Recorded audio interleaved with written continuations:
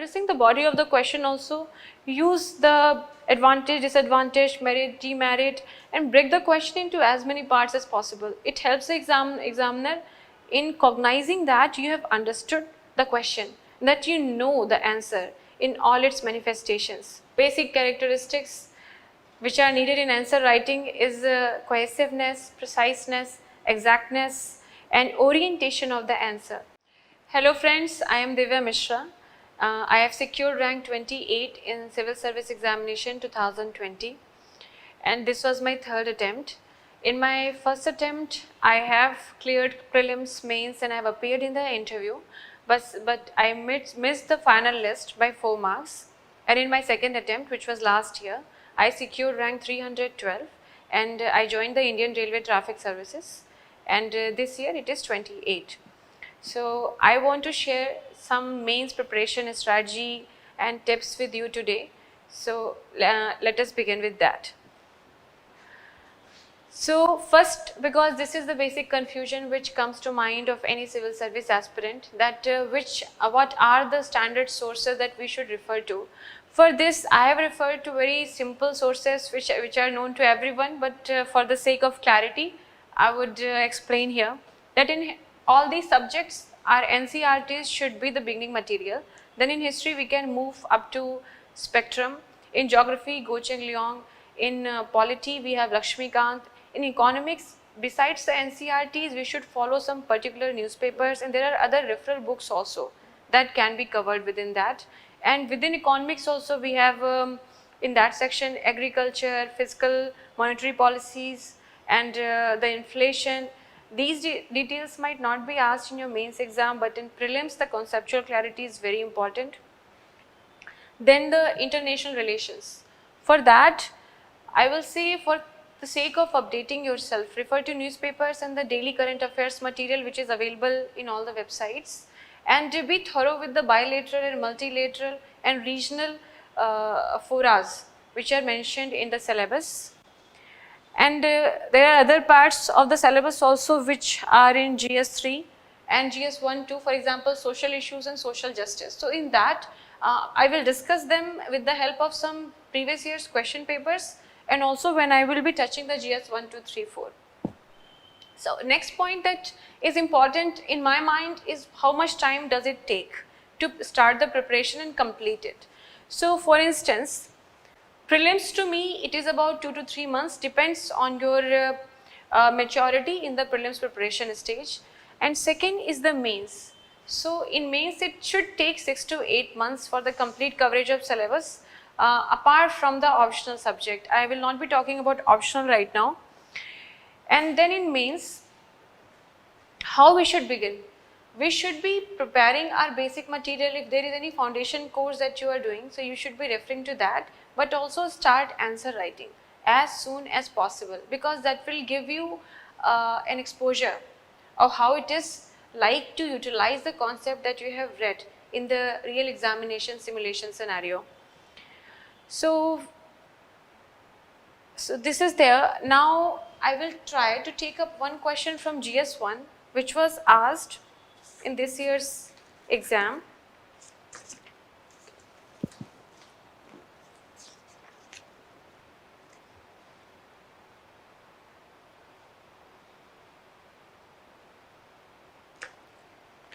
So we have question number 4. It is from geography. The question is, discuss the geophysical characteristics of the Circum-Pacific zone. So when a question like this comes, Circum-Pacific zone,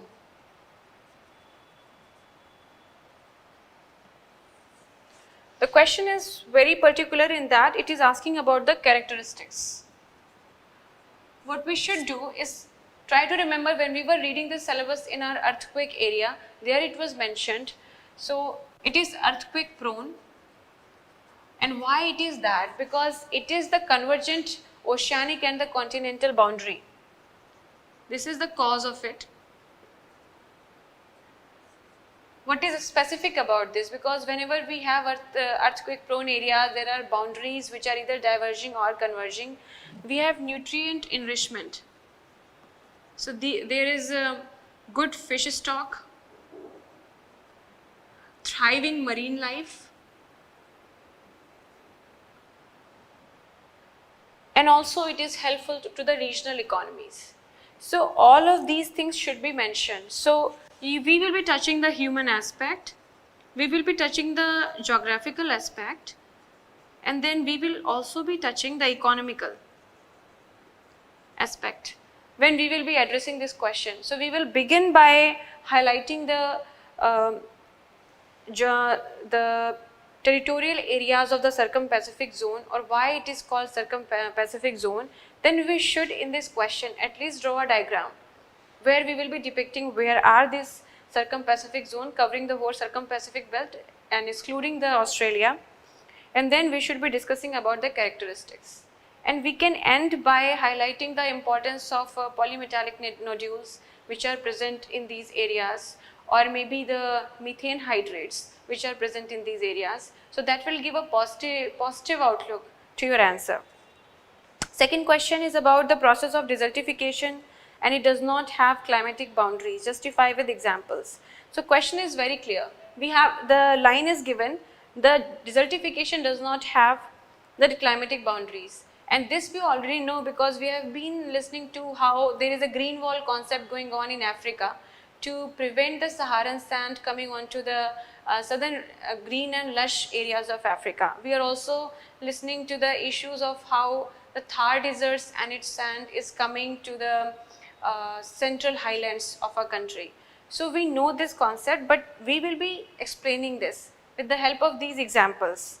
And before this process of desertification itself can be explained, we can use United Nations UNCCD. So it is talking about land degradation neutrality.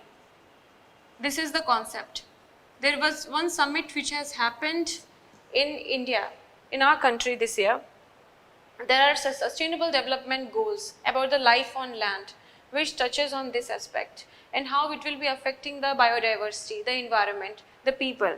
So try to diversify your answer in as many ways as possible while addressing the core demand of the question. So this was about GS1. Now I will see what we can discuss in GS2. So question number 3 in GS2 is, how far do you think cooperation, competition and confrontation have shaped the nature of federation in India? Cite some recent examples to validate your answer. So we are a quasi-federal country. We have a strong union, and states, the legislative and executive powers are divided based on the Schedule 7. So we know that there are these three dynamics going on between the union and the states. Cooperation. How do we see cooperation? For example, the interlinking of rivers. When we talk about interstate council under Article 263 of our constitution, and there are so many committees, Niti Aayog, which is working on the cooperative federalism concept and the bottom-up development agenda. These things can be mentioned because the question says, cite some recent examples. Then comes the competition. We have issues between states with respect to allocation of resources. We have special state-related packages being demanded by the states from the center. We have also finance commission related issues. And competition is also now seen in a very healthy manner because Niti Aayog and other government institutions are also releasing so many indexes of health, education and good governance, where we see how states are competing with each other, and also in the sanitation and the Swachhata drive. Then is the confrontation, which is conflictual federalism, to put a word to it, that we have interstate water disputes. We have when there was migrant exodus at the time of pandemic, so there was issue between the states related to that also. There is issue towards the threat of the job security of the residents of a particular state, and that's why we are seeing a lot of states coming up with policies providing reservation in the jobs to the local people.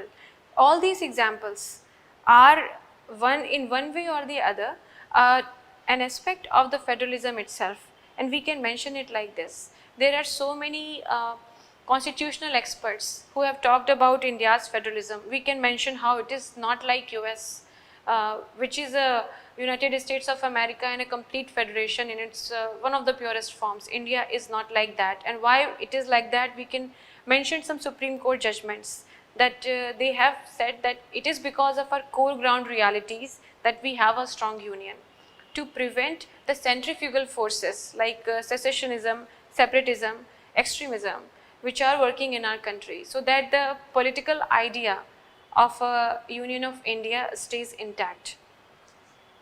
So this can be done.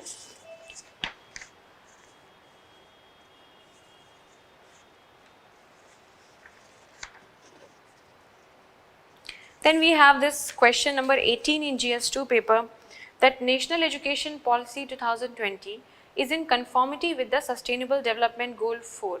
Goal 4 is about lifelong learning and education to all. It intends to restructure and reorient the education system in India. Critically examine the statement. So, National Education Policy, question is like this.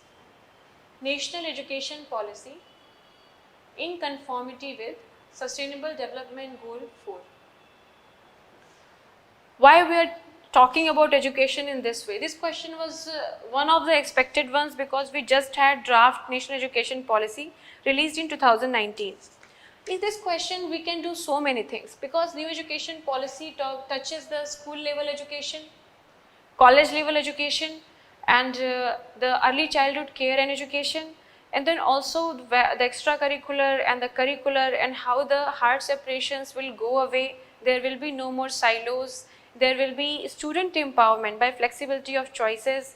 Now we will not be having homogeneous class structure where all the students are more or less of the same age group, but a class which is heterogeneous. There would be some people who have gone after first year of the class and went on to establish their startup. Some may succeed, some may fail. They came back and now they have other students with them.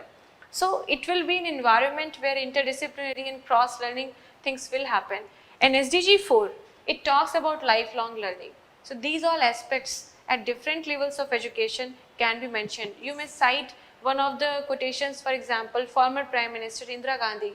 She has said that education is a democratizing force. It is an equalizer that cuts across all the classes, caste and religion, etc.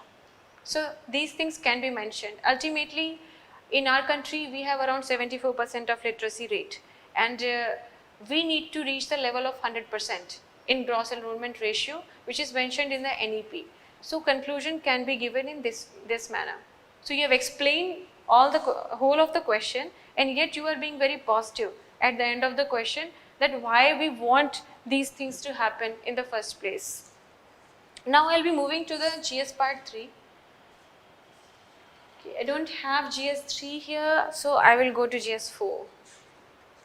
I am hoping my approach is connecting with you. So in GS4 we have question about emotional intelligence. It is straightforward from the syllabus.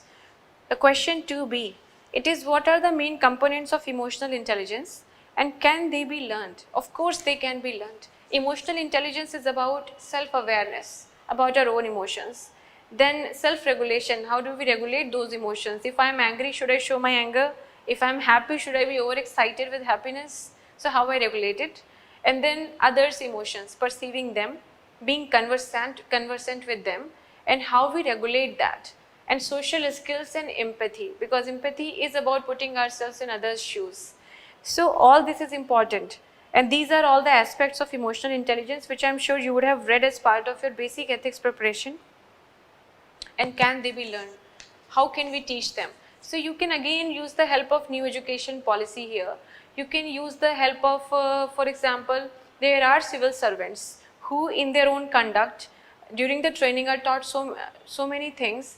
And there was one case of an IPS officer in Bangalore who sang the national anthem to allay a very agitating crowd. So it is because of his emotional intelligence that he was able to do that. There's so many things, so many examples can be conveyed. In ethics, what I have found as a way of my own application and finding its positive result is that sometimes questions are philosophical in nature. you might not be able to see from which part of the syllabus they are coming. So they are very abstract. So we need to take them out of their abstractness. We need to populate them with the help of relevant examples from our life. For example, in the ethics paper, there is again, let me go through the question.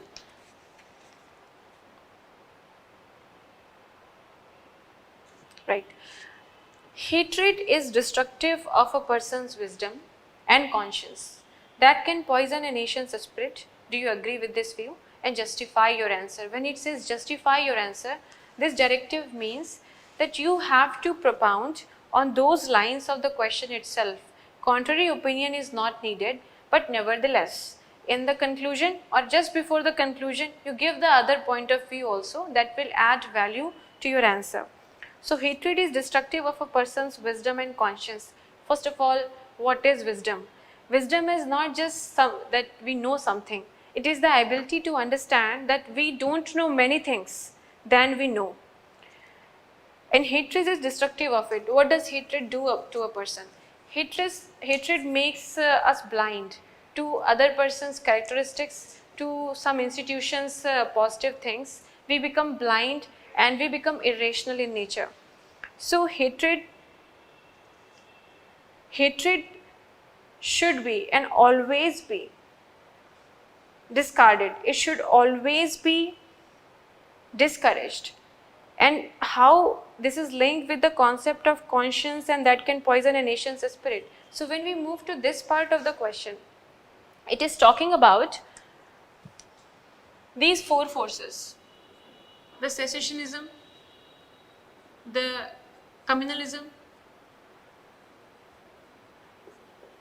linguistic chauvinism,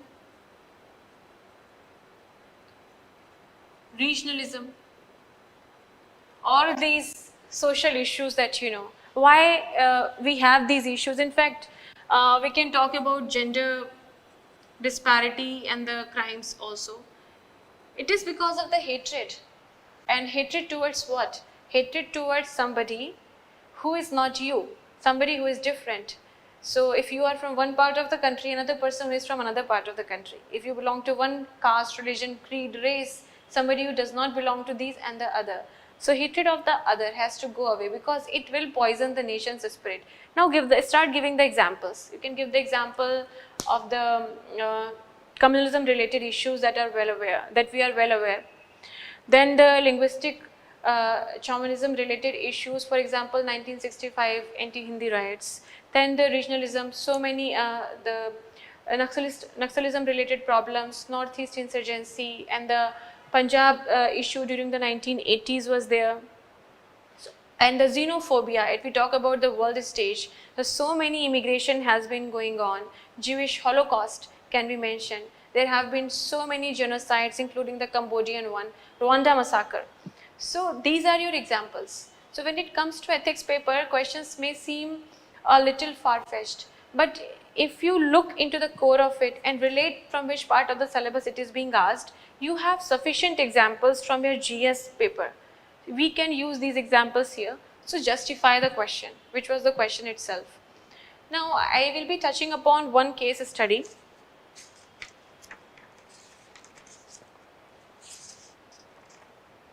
So, this year's case studies have been really long and lengthy, but that does not mean that they were difficult.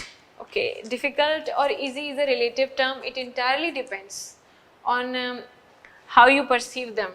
So one lesson is also there, that always embrace the uncertainty of the exam. When the result is announced at that day also, and when you see the question paper that day also, it can be anything.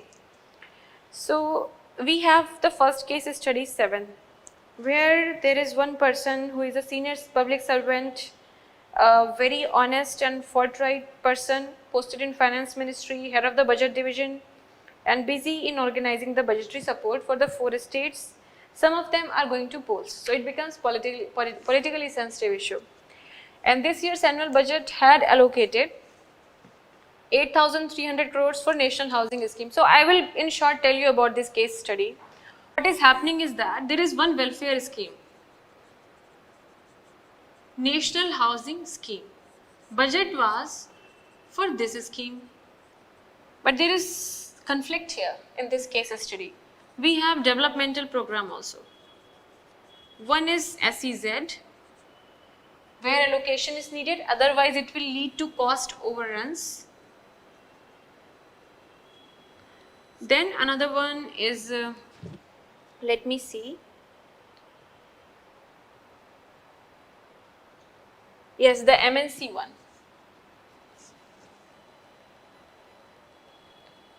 Where bidding had happened. Yes. So these two projects, it is for the energy security. Yes, energy security. And it is in the state which are going to elections. Now there is one senior also. So the name of the person is Mr. Rajesh. He has problems in his mind, ethical dilemmas in his mind because of all these issues. The question is very simple. So it is asking what are the ethical issues involved in reappropriation of funds from a welfare to a developmental project. So this project had all the funds. It had all the funds. Now some of it needs to go to these places. So what will be the ethical issues? For instance, you remember what happens when we talk about the Bharatmala project, Sagarmala project, when the Statue of Unity was being constructed, and the bullet train project. What is the common argument? It is that rather than providing for the poverty alleviation scheme and preventing the starvation related issues in our country, we are spending so much money in these big infrastructure projects. We don't know who will be benefited from them. But imagine, you are aspiring for civil service. Welfare, India is a welfare state, but India also needs a lot of development. India needs energy security. India needs infrastructure, because infrastructure will ensure the virtuous cycle. So these all things should be clear in your mind. So we need these two. And that is the reason there is an ethical dilemma. Should we favor the development, infrastructure, road, energy, or should we favor the basic right of an individual in a welfare state, that is of housing? It comes within the directive principles of a state policy. So what we will do, in the first part of the question, we will elaborate on all these dilemmas which I have just talked about. In the second part, question is asking, given the need for proper utilization of public funds, discuss the options available to Rajesh Kumar. Now, what are the options available to Rajesh Kumar? Either go with this National Housing Scheme or go with SEZ or the MNC Energy Security one. We will discuss all these options and then we will talk about the merits and the demerits. In the merits, we know what are the merits, and demerits also, they are quite intuitive in nature. I will not be going into that. So I will say, is resigning a worthy option?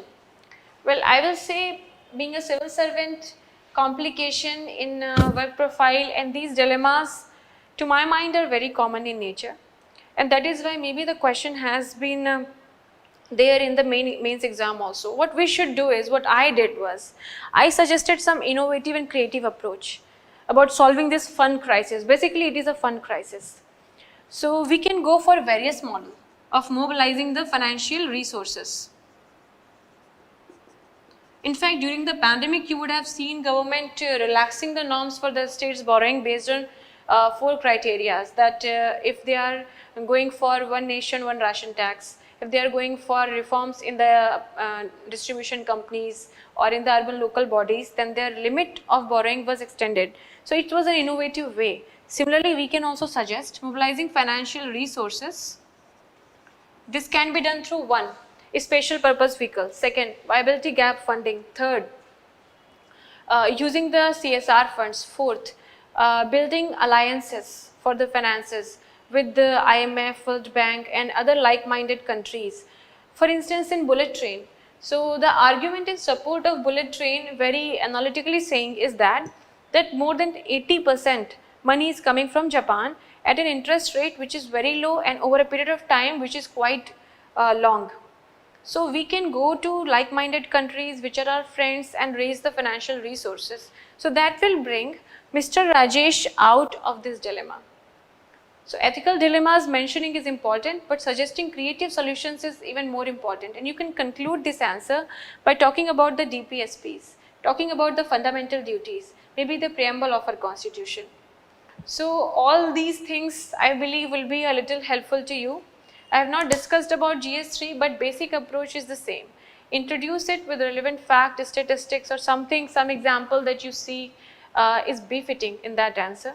Proceed with addressing the core of the question. Draw diagrams which are relevant. If they are not relevant, do not draw them. Use proper and correct statistics, and if possible, mention the source of that statistic also, because otherwise it gets difficult. And today everybody has smartphones. They can immediately check in the Google, in the internet, that the data the student has written, is it right or wrong. So that fact should be kept in mind. And finally, in addressing the body of the question also, use the advantage, disadvantage, merit, demerit, and break the question into as many parts as possible. It helps the examiner in cognizing that you have understood the question, that you know the answer in all its manifestations. And then conclude the answer on a positive note, maybe mention some scheme of the government or our constitutional ideals, or maybe sustainable development goals, some United Nations committee, national committee. All these are various in different ways answer writing style portfolios that you can adopt for a better answer writing. And apart from this, I will say, basic characteristics which are needed in answer writing is cohesiveness, preciseness, exactness, and orientation of the answer. If question is asking something, your answer should be oriented in that manner only. Same poverty issue can be asked in GS2, can be asked in GS1 and in GS3, but answer will vary because syllabus is different in all these 3 GS papers. Besides this, overall I will say it is a long journey. Have faith in yourself, surround yourself in a positive, energizing ecosystem. Seek mentorship from wherever you rely upon, and work hard, and you will definitely achieve your dream career, civil service career. My best wishes to you. Thank you.